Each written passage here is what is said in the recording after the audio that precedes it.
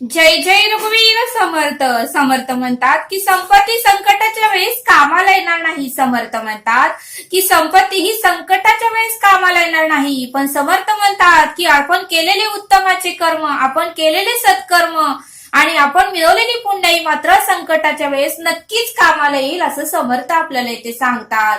आणि म्हणून समर्थ म्हणतात की पैसा सर्व काही नाही, पैशाने आपण सर्व काही विकत घेऊ शकत नाही असं समर्थ आपल्याला इथे सांगतात.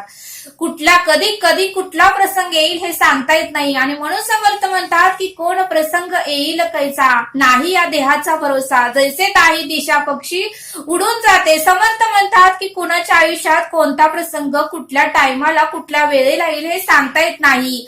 आणि ते प्रसंग पैसा देऊनही तो प्रसंग आपण कमी करू शकत नाही, दूर करू शकत नाही. त्या प्रसंगाला, त्या संकटाला सामोरे जायचं असेल तर आपल्याकडे सत्कर्म पाहिजे, उत्तमाची कर्म पाहिजे, आपण मिळवलेली पुण्याई पाहिजे, तरच आपण त्या संकटालाही सामोरे जाऊ शकू असं समर्थ आपल्याला इथे सांगतात. आणि म्हणून समर्थ म्हणतात की संपत्ती संकटाच्या वेळेस कामाला येणार नाही, पण सत्कर्म, उत्तमाची कर्म आणि आपण मिळवलेली पुण्याई मात्र संकटाच्या वेळेस कामाला नक्कीच येईल असं समर्थ आपल्याला इथे सांगतात. समर्थ म्हणतात की अख्खं जग हे तज्ञ आहे. समर्थ म्हणतात की अख्खं जग हे तज्ञ आहे, पण परब्रह्म मात्र सर्वज्ञ आहे. पण परमेश्वर परब्रह्म मात्र सर्वज्ञ आहे असं समर्थ आपल्याला इथे सांगतात. आणि म्हणून समर्थ म्हणतात की हसत खेळत जगायचं. म्हणून समर्थ म्हणतात की हसत खेळत जगायचं, गॅरंटी नाही, आपल्याला उद्याचीही गॅरंटी नाही. आणि म्हणून समर्थ म्हणतात की प्रत्येक दिवस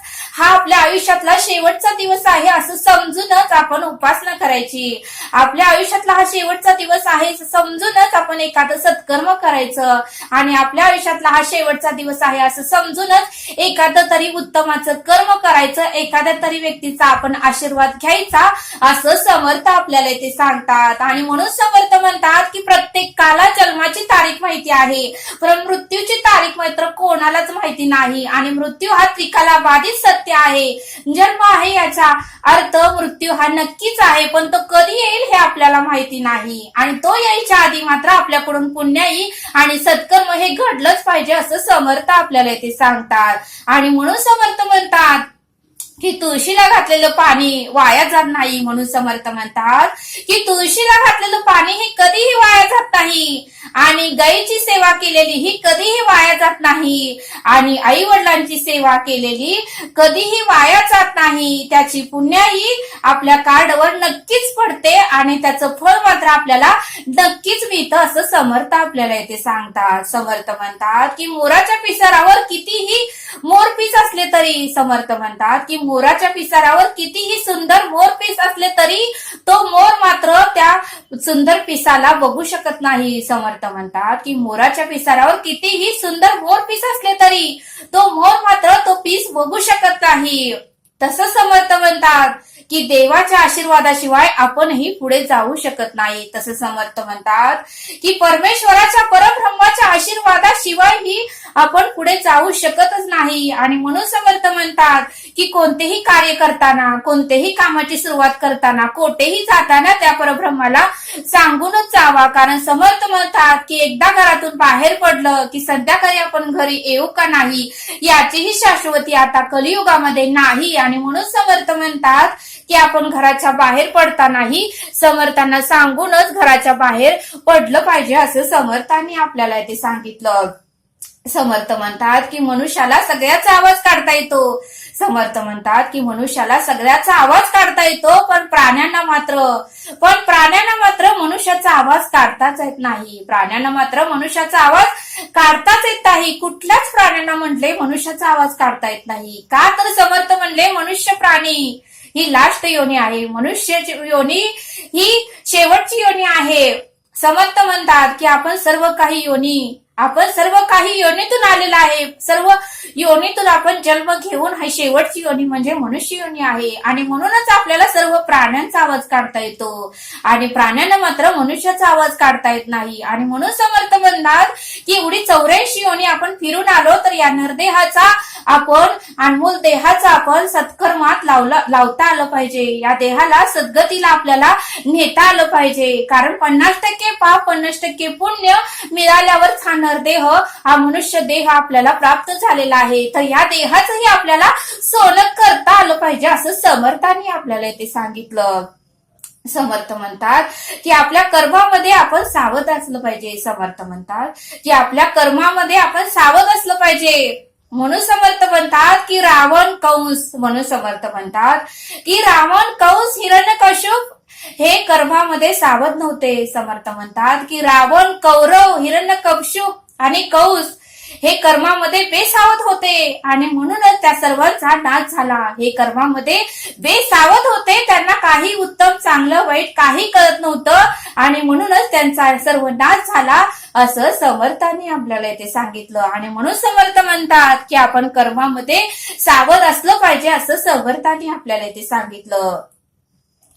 समर्थ म्हणतात की काय करा ते आता करा, जाती घडी आपली सार्थक साधा असं समर्थ आपल्याला इथे सांगतात. आणि म्हणून समर्थ म्हणतात की जे उपासनेत आहेत, जे श्रवणात आहेत, त्यांच्या वैखरीला सामर्थ्य आलेले असते. म्हणून समर्थ म्हणतात की जे उपासनेत असतात, जे श्रवणात आहेत, त्यांच्या वैखरीला सामर्थ्य आलेले असते. आणि म्हणूनच या वैखरीने वायफळ बोलूच नका, या वैखरीने वायफळ बडबडू नका आणि आपली पुण्यही वाया घालवूच नका असं समर्थांनी आपल्याला इथे सांगितलं. एकदा समर्थ रामदास स्वामी एका ताईच्या घरी भिक्षा घेण्यासाठी गेले. एकदा समर्थ रामदास स्वामी एका ताईच्या घरी भिक्षा घेण्यासाठी गेले आणि त्यांनी कमांडलू पुढे केलं.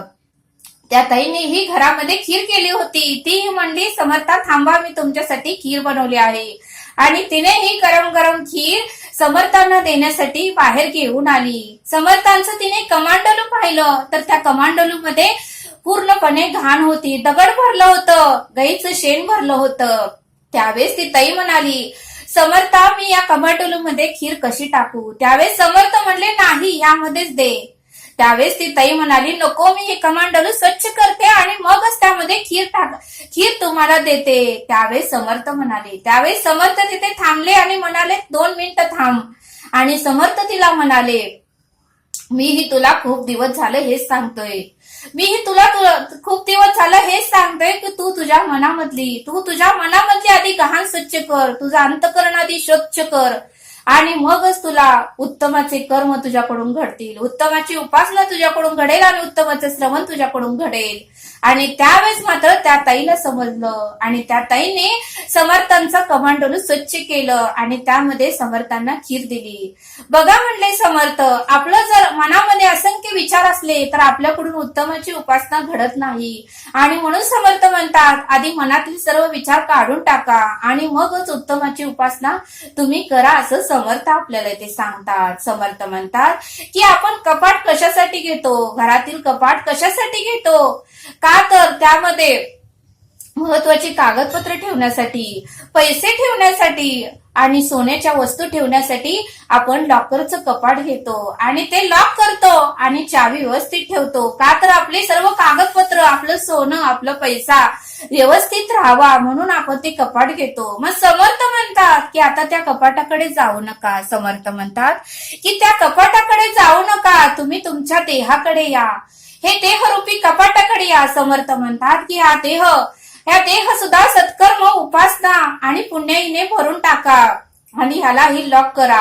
वायफळ बडबड करू नका, कुणाची निंदा करू नका, कुणाचा द्वेष करू नका, कुणाचा मत्सर करू नका आणि अहंकार तर अजिबात ठेवूच नका. त्याच्यामुळेच या देहाची पुण्याई वाया जाते असं समर्थांनी आपल्याला ते सांगितलं. समर्थ म्हणतात की 8 विषांनी या देहाचा चोथा केला आहे. समर्थ म्हणतात की 8 विषांनी या देहाचा चोथा केला आहे आणि म्हणून सद्गुरू आता भेटले. म्हणून समर्थ म्हणतात की आपल्याला आता सद्गुरू भेटले, त्यामुळेच आपल्याला विषयाची आता जाणीव झाली आहे, विषयाची आपल्याला ओळख झाली आहे. नाहीतर या 8 विषयांनी या कलियुगामध्ये सर्वांचा चोथा करून टाकलेला आहे असं समर्थांनी आपल्याला इथे सांगितलं. समर्थ रामदास एका आजीच्या घरी भिक्षा मागण्यासाठी आले. समर्थ रामदास स्वामी एका आजीच्या घरी भिक्षा मागण्यासाठी गेले. त्यावेळेस ती आजी आपल्या घराला कलर देत होती, कापडाने कलर देत होती आणि त्या आजीच्या घरी समर्थ सारखं येत होते. त्यामुळे त्या आजीला राग आला आणि त्या आजीने आपल्या हातातलं कापडच समर्थांच्या अंगावर भिरकवून टाकलं. तरीही समर्थांना राग आला नाही. तरीही समर्थ शांत बसले. जय जय रघुवीर समर्थ म्हणून तेथून समर्थ निघून गेले आणि नदीवर गेल्यानंतर ते रंगाने भरलेलं कापड त्यांनी स्वच्छ केलं आणि त्याच्या दिवसभर त्यांनी वाती बनवल्या आणि त्या वाती बनवल्यानंतर त्यांनी मारुतीच्या मंदिरामध्ये 108 दिवे लावले. मारुतीच्या मंदिरामध्ये दिवाळीच्या टायमाला 108 दिवे लावले. त्यावेळेस ती आजी ही दिवाळीत मारुतीचं दर्शन घेण्यासाठी संध्याकाळी मारुतीच्या मंदिरात गेली. त्यावेळेस मात्र ते मंदिर दिव्याने उजळून गेले. त्या आजीला आनंद झाला आणि ती आजी समर्थांकडे गेली. समर्थ एवढे दिवे कोणी लावले? त्यावेळेस समर्थ म्हणाले, आजी तुझ्यामुळेच झालं. आजी तूच दिलं होतं मला ते कापड आणि तुझ्यामुळेच झालं. ही तुझीच पुण्याई आहे. त्यावेळेस आजीला समजेना. आजी म्हणाली, मी तर हे दिवे लावले नाहीत. तुम्ही माझं नाव कसं घेत आहात? त्यावेळेस समर्थ रामदास स्वामी म्हणाले, अगं तू तर रंगाने भरलेलं कापड माझ्या अंगावर भिरकावून टाकलं आणि मीच ते नदीमध्ये स्वच्छ धुतलं. त्याच्या सुंदर अशा बारीक वाती बनवल्या आणि त्याचे दिवे मी मारुतीच्या मंदिरात आज लावले. आज दिवाळी आहे म्हणून मी मारुतीच्या मंदिरात एवढे दिवे लावले. हे तुझ्यामुळे शक्य झालं.